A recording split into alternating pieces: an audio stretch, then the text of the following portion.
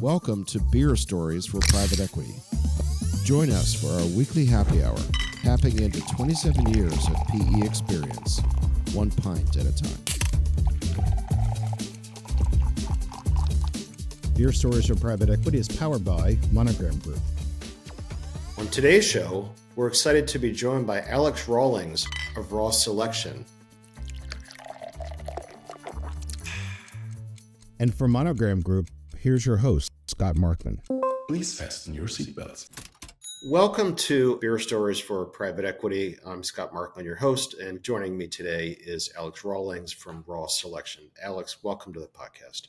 Thank you for having me on. Alex has his own very successful podcast, a lot of overlap to what we do. And for those listening who don't know, Alex and his company are based in Leeds, UK. So just your background, where'd you go to school? Where'd you grow up? All that good stuff. I grew up in the north of England, basically nothing special education-wise. I don't know what you call it in the US, but basically I went to high school and then pretty much finished. Did something after that, 2 years after that, which might be equivalent to college, but not college degree. And then just came out into the world of work. I didn't want to go to university and study. I wanted to get into work and crack on and find myself in the search industry. So I've just grown up in the north of England. I did have the option of relocating down to London, but my message is I really like trees and I really like grass. And for anyone who's been to London, they'll realize there's none of that. I've got a nice garden, and I grew up on a farm, so I quite like the rural element of it. So where you grew up was near Leeds? I grew up in between a place called Leeds and York, so it's in the middle of nowhere. Literally, people who live near me don't even know where it is. There's a place called Wig Hill Park. It's absolutely rural farm, 3 houses, one of which was my grandma's. My uncle and his wife lived down the road, so it was a pretty backyard type of gaff. I know of Leeds by name and where it is on the map, but I couldn't tell you the first thing about Leeds. How big is it? What's the primary industry, history, just anything that's relevant?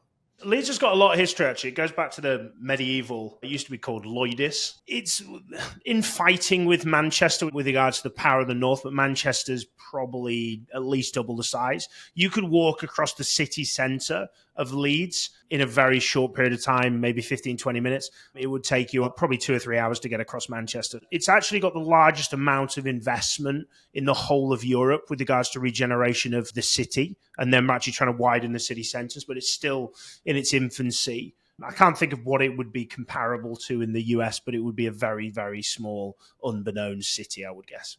So you mentioned just a minute ago you wanted to get into search right away. Why? What was it about search as an industry or sector that was attractive to you? I actually fell into the industry. I started off right at the bottom of the rungs with regards to the recruitment industry. I was placing dental nurses and dentists at some very small 6-7 headcount recruitment business in a place called Harrogate, which is even smaller than Leeds. But I applied for a lot of jobs. A friend of a friend recommended me into this business and ended up getting the job for whatever purposes. And then I've just slowly worked my way up the rungs. I think this is a phenomenal industry for people that don't need a degree, that focus heavily on making themselves better and self-development and improvement. It was just however much you invest in yourself, you just become better. And I think that's the beauty of this industry is there's not a, oh, you've qualified, you're a dentist, you're a doctor. It's, oh, can you then sell, but then can you deliver, but then can you really develop yourself to become better and better? And that's the reason why I've remained in this industry. As we always do on Beer Stories, we introduce the beer of the day.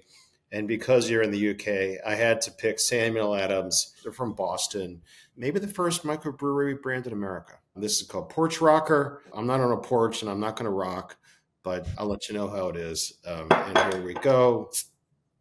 And for those watching on screen, the 6 of you that are watching, here we go. Here's the pour.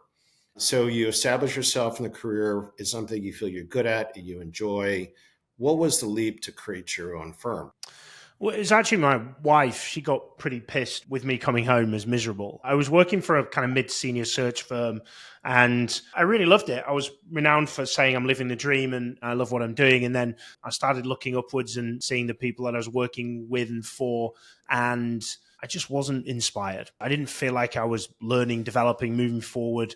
I was asking more questions and not getting any answers back. And just became a real miserable shit. So my wife just turned to me one day and she went, literally, I've had enough, right? If you're going to keep moaning about this job, you've talked about setting up for yourself, you've had these conversations, go and do it and get it done. And what's nearly 7.5, 8 years ago, from there, decided to break off on my own and went into a brand new industry of private equity. And well, I've looked back a couple of times through fear of everything, but genuinely just enjoyed the whole lot of it. It's been a hell of a ride. It's made me realize what real true business leadership is as well. But you've got a lot to learn. I was 27 when I set up the firm, which is quite young for an exec search firm.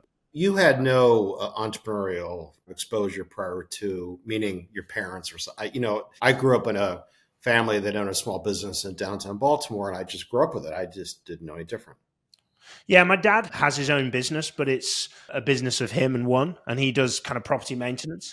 I put down a lot of my hard work to him. I've always regarded myself as the hardest working person in any room I am in, except for when I'm in the room with him. I remember as a kid turning the light off, going up to bed, and we could see his garage.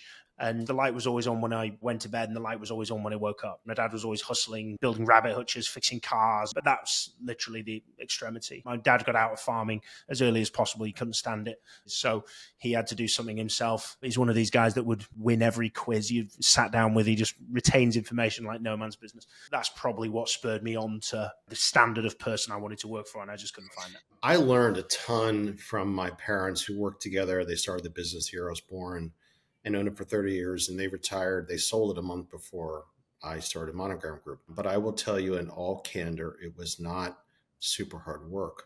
My dad was not particularly a obsessed, hardworking, motivated. He wanted a lifestyle business.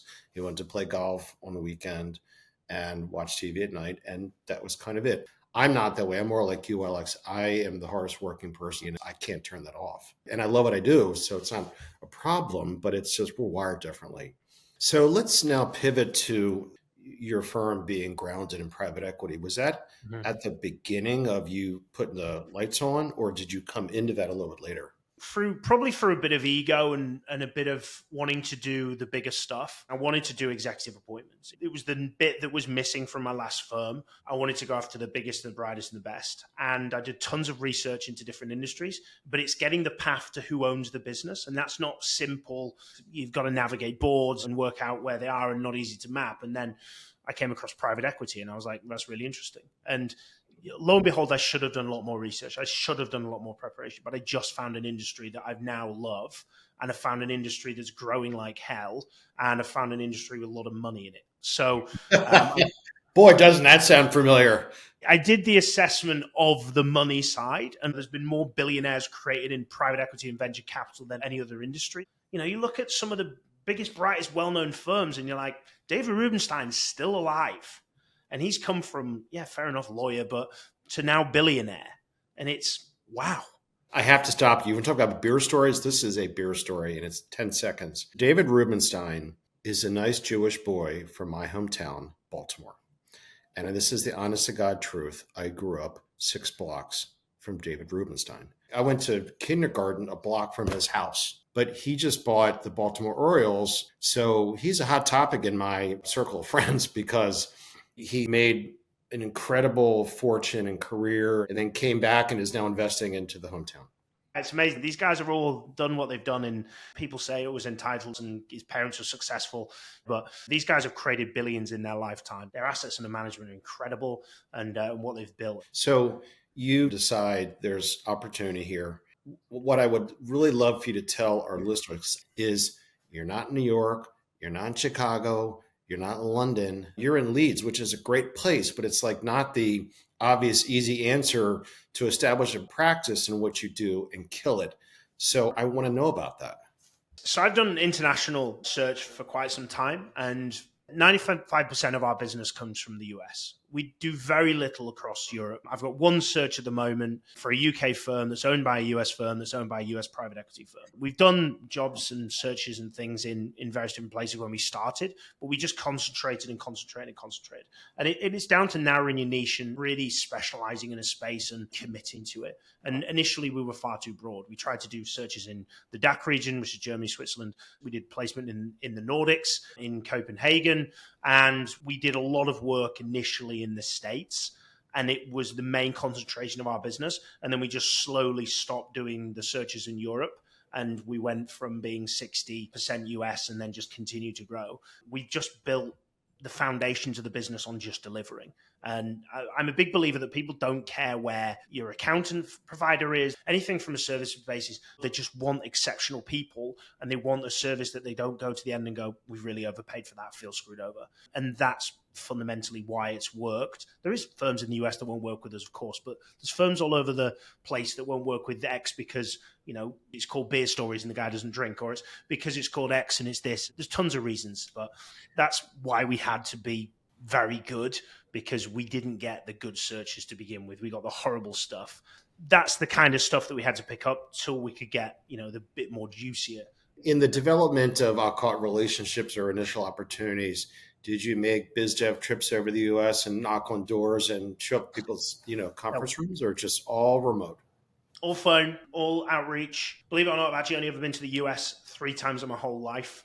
I am not an advocate for being out there and faces. I think it's an important part of business, but I've built a lot of relationships just purely on that delivery perspective. So if you were to pinpoint the foundational culture, priorities, processes, attributes about your firm, what are they, A, and B, how would you say you're different, better than your competitors? I think if we look at what we've created culturally, is we've created a real self-development focus and encourage and require people to improve. But that also comes back at us. So we require people to give us feedback. So I sit down with every single person in the firm every single month and ask them, what can I do to improve? And I think that's given us a real cultural diversification, because it's basically what I call free coaching. Just go to your team and go, when was I a massive prick to you last? And what can I do differently about it? The first time you'll ask them, they will say nothing, right? But eventually, when you've battered on the door enough and you've pissed them off enough, someone will come into you and go, why are we doing this? And you can make huge changes around it. And that is probably what's allowed us to compete. And the second thing is just literally doing whatever it takes to get the job done. If you need to work harder, you need to work later, you need to do it X, Y, and Z. So those are the 2 things that I would say: self-development focus and just chasing excellence in any possible way from a client perspective. Do you have any different processes that is like, they're doing this over here, and here's what we're doing over here, and here's why we're better? So 2 things. We've got a team in India that do all of our back office IP with regards to intellectual property on data. So we actually own a ton of proprietary data of private equity firms and their portfolio companies. So we start with a foot ahead of most firms, as we already do it, because we have that data because we need it for marketing purposes. So it actually just flips back on itself when it comes to search. And we can tell you how many operating partners there are in the whole of the US. We can tell you how many partners there are, how many vice presidents, how many principals. And we already know all of this because we mapped it out. And then secondly is we offer something completely unique for the recruitment industry at executive search level, which I think is the big problem in our industry, is that people take people's money and then do absolutely jack shit with it. We have 100% refund on our upfront, and we call them deposits, not retainers, where if our clients are not happy for any reason, we will refund that money. Every single firm I speak to, nobody offers that, because they won't put their money where their mouth is. They'll take the capital and then come back to you and go, hey, your X, Y, and Z isn't good enough. Your firm's reputation's crap. You're the problem, not us. Pay us the completion anyway, because we're 3 months in and there's a ton of admin fees for this as well. I think you need to focus on put your money where your mouth is and deliver. That probably correlates to the difference between doing business in the UK and the US. And I would say that from a macro personality perspective, there's a directness and almost a cheekiness to British people that probably finds its way into the business world. And that's a little bit what you just described, which is we put our cojones on the table and we're going to live by that, and we're going to guarantee performance or your money back. I can see where that would be wildly different than what most US equivalents would do, and that you would get open arms to that, and they will lean into something that mitigates their risk with no harm, no foul. Then I can see where you would differentiate from that perspective. Yorkshire people, we say what we think and we just get the job done in simplicity. And that's how I was brought up. If you're going to do something and say you're going to do it, then you get it done. And if you don't leave any, use your reference, harm or foul. I want to ask a brand related question, which is the name of your firm. It is indicative of something, I'm not sure what, but I promise you there's no professional services firm in America that would be comfortable with the name Raw Selection. I've been told by many branding consulting firms, don't call it Raw Selection. I've been told it sounds like a dog food company, which I can see. One was a porn channel or something else, which I said, okay, it's probably fair enough. Or a meat company, that was the other one. I wanted raw talent, which probably would have been equally as bad. I used the Gary Vee model of just spending literally 5 seconds on picking the name of my firm. And I was really interested on getting to work and actually trying to make some money. So I just went raw talent, that's gone. Raw Selection, bang. Surname's Rawlings, all made sense. Didn't think about the later implications. So there's a branding effort to do from there. But the last rebrand we did, the guy was like, you need to change the name of your firm. And I was like, to what? And he was like, anything other than that. So along those lines, have you turned that into an advantage or an opportunity because it's curiosity, it's a topic of conversation? Yep. On my bio and intro, it says named after the founder. On my LinkedIn, it says RWA is RAW, sorry, is in capital letters. So it begins to create a story around don't do this, don't name your firm after your founder's name. So we're starting to lean into that, which obviously, as you said, is a pretty good way of it sticking in the mind. The origin story of the name Monogram is I wanted each person to make their mark on the work. And a monogram is a person's symbol, they wearing clothes or whatever. And I just thought symbolically that's what I wanted to achieve. But here it is 35 years later, and I was like, that is the culture of our agency. And there's only one answer to what I would never name the agency or whatever, which was mine. Like, I'm the guy behind the scenes at the agency. I want Monogram to claim the glory, not me. I run away from it. I hate it. I want to ask a question about category stuff, 2025. In the US, we're past the elections and new year, lower interest rates. What are the 2 or 3 trends you hear about or you're involved in executing against that are going to shape this year? We're all hopeful of an interest rate decrease that'll continue to drive an upward trend in M&A. So private equity has been particularly quiet over the last 18 months, where we saw a stellar, I think it was 2022. So we're likely to see, as interest rates come down, obviously more business owners will sell, private equity and M&A will ramp. I think from a private equity perspective, 2 things are happening at the moment that are the most prominent. One is there is more private equity firms than ever. And 2 is there is more capital than ever, but it's not evenly spread across all those private equity firms. So the competition for private equity is incredibly difficult. The differentiation for private equity is incredibly difficult. And it can't be superficial. Vista Equity Partners have built a phenomenal business in really understanding their customer's customer. And that's their kind of big play is we know your customer's customer better, and we will delete 80% of your customers, we'll focus on the 20 and we'll scale it and we'll grow it, right? They've got to narrow in their niche of being like, we play in this market, software as a service, that is our play. Most private equity firms currently are generalist. Most private equity firms are LBO majority. Most private equity are the bloody same. So there's a real play at private equity level to create differentiation. Alex, that's why I have a job. I mean, you just described the market opportunity that we walk into 5 days a week. And I'm not saying that we have some unique secret sauce, but we have deep understanding of the need and how to solve the problem. I mean, it's hard for most firms to go, what really differentiates you? We get asked the question all the time. When I fire that back, it's really, really difficult for private equity firms to realize what that is. And they struggle. A lot of them are moving down the operating partner model of actual bring on operators, bring them into your firm. Don't have them as contractors and consultants and paid for through the portfolio. Bring them as part of your business and have them as part of your playbook and have that build. There's some firms that are beginning to build content. You know, we're on a podcast right now. There's a reason that I run my own podcast, a reason that Scott's got his, and it's the brand play and the awareness and the differentiation. And we all want to be in front of our potential customers and potential prospects to convert them. And the operating partner play will help with those playbooks to build that, but then a ability to be able to share that with the world. You just brought up why long-term we are leaning into the portfolio side of the equation, and where our relationship and what we do for the PE firms is a means to an end, not an end game. And that's very different than 3 years ago. But we're getting a huge receptivity to that pitch of long-term relationship-based value creation where you care about, which is at exit with your portfolio companies. And the work that we do for the firm is important, but it's a means to an end in terms of what we can do for them across the board. Yeah, at the end of the day, it's the portfolio company performance will drive the rest of everything else. If your portfolio companies kill it and knock it out of the park, investors will always throw money at you to return. If you were to pick maybe 2 or 3 strong recos to PE leadership about the qualities they should be leaning into in a critical portfolio company hire, what are they? One is well over communicated but well underutilized, and that is a really, really effective scorecard and planning prior to hiring. Too many private equity firms have very limited understanding of their portfolio companies upon bringing in a chief executive.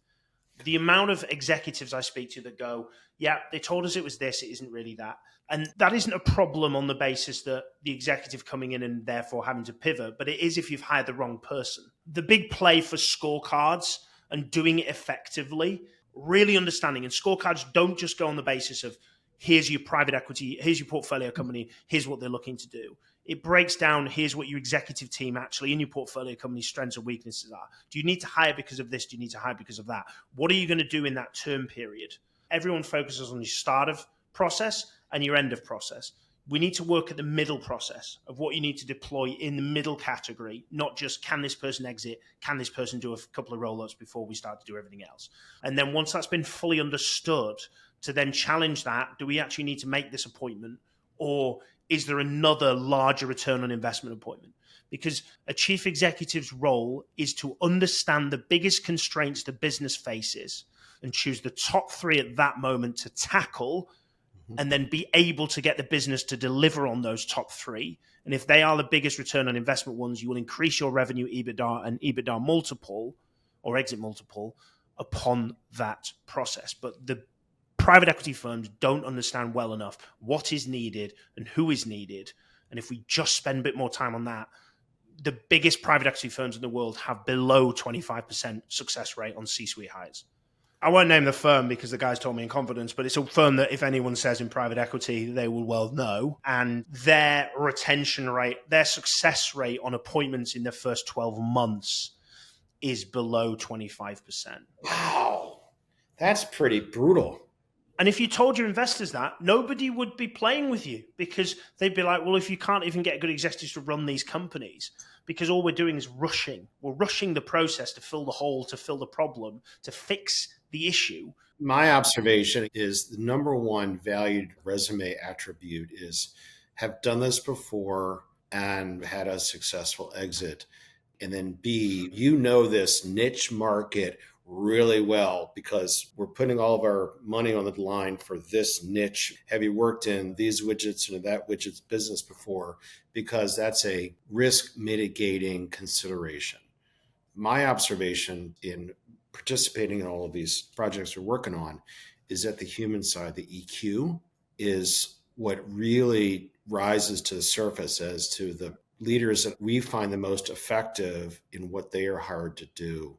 Is their way to relate to lots of people and lots of good and bad and anticipatory situations. It's the human side. What I call 2 elements when you're looking for executives that should be absolutely baseline criteria for everyone. One is conscientiousness, which is how hard they work, which is split through orderliness, which is how organized and processed they are. And then secondly is their industriousness, which is built on how hard do they work. Now, the second element is IQ, which I put IQ and EQ in the same bracket. IQ is their ability to learn quickly, but then you've got your EQ basis, which is their ability to be able to read, self-awareness, awareness of others, to be able to drive the vision. If they've got the EQ, the IQ, and the conscientiousness, you have the foundations of someone who can be a high performer at a really high level. I want to start to bring this to a close to live by our words about making Beer Stories for Private Equity something you can listen to on the train. In the interest of being true to our word, we always like to wrap up with some personal stuff. Wife, kids, what do you like to do outside of work?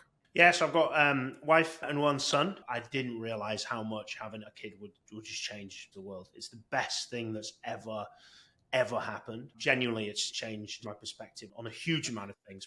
And how old? He's 2 next month, 2 in February. Nice. My kids are 30 and 28. But I will tell you what I tell every young parent, which is that I have loved every stage of my kids' lives at that moment better than the last one, meaning it only gets better.